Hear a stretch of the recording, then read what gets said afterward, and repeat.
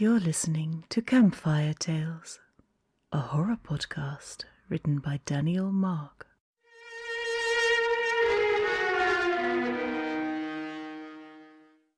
Warped Agony. For unto the ground falls a piece of a tree above. For unto the ground falls a leaf, split from the rest of its form. For unto the ground it is now at peace, not to be disturbed by wind or storm. For unto the ground it lies in pieces. I envy this fate, lying there torn. For the grace of a leaf falling is one I won't display. My body shall hit the floor with naught but clumsy dismay. But I care not for such things as elegance and beauty. All I seek and all I want, my deepest desire truly, is for death to reap my neck, end me absolutely. And if my body had to break to achieve this desire of mine, then who am I to oppose, especially after all this time? The leaf was long dead before it fell from the skies, and from death I have been starved. But soon she will be mine. That is a snippet of the poem Orange Rot, written by George Montre. It was the last thing he wrote before killing himself. We never found the body, but we can make an educated guess as to how he did it. Under the circumstances, I wouldn't have dared start a presentation with something that dramatic. But since I don't have to do this in person, I've decided to flex some of my more morbid knowledge. In hindsight, it was obvious I'd go with George Montre. After all, the museum I work at is dedicated entirely to the man. Plus, he's the only traditional and respectable artist that I ever had even the slightest interest in the work of. He's a strange man.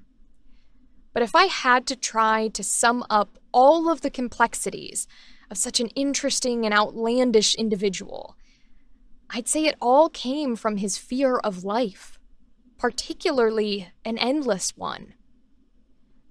Most people dread death. They try to postpone or avoid thinking about it.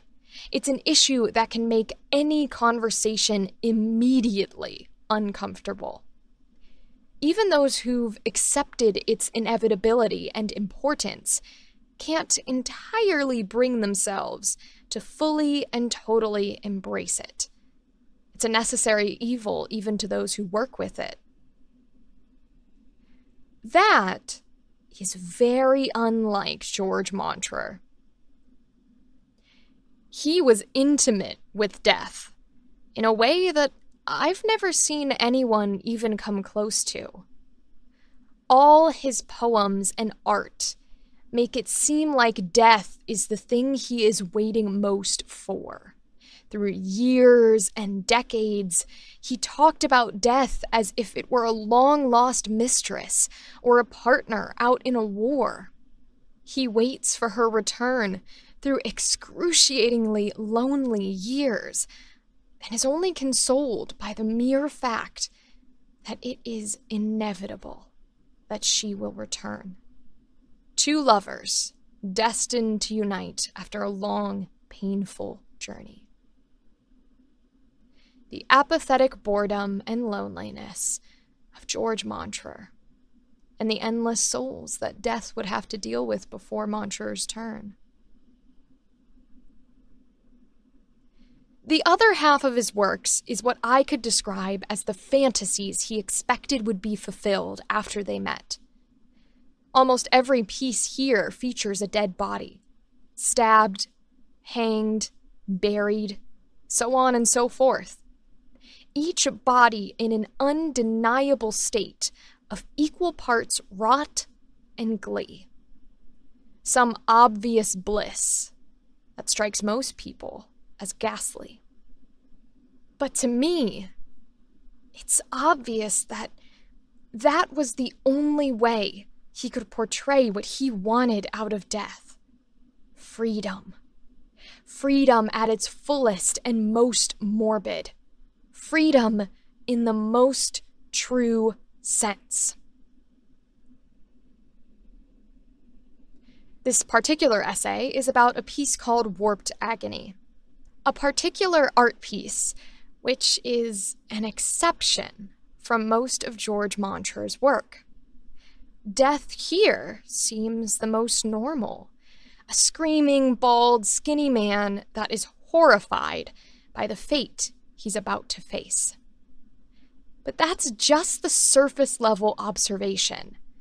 And even though art is subjective, I'm inclined to believe it is objectively false.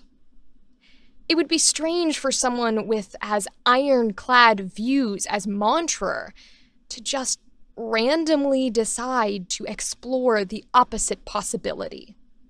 Mind you, he is exploring a possibility, but not one that opposes his beliefs.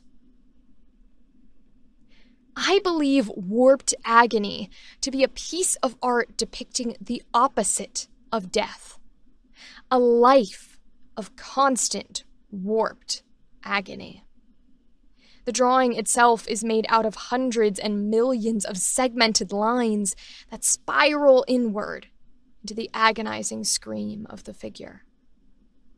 The figure itself is malnourished and old, long past expired, and yet never expiring, experiencing more information than one should, more lifetimes than one person should ever have to endure.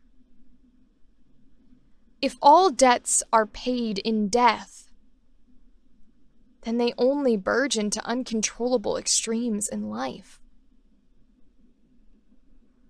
You see, Warped Agony hangs alone in the museum I work in.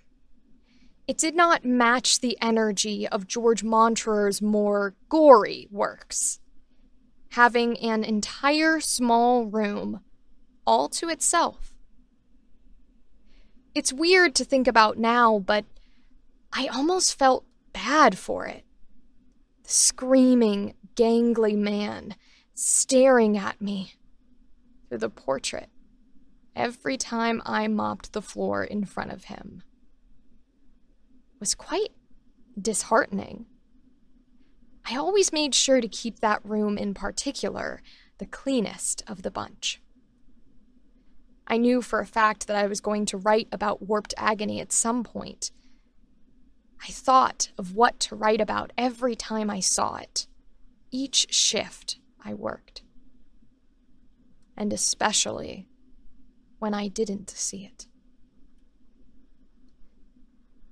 I asked about it later by somehow getting in contact with one of the museum's curators, and he told me it was removed. They were renovating the room to become some sort of gift shop. He never told me where they put it.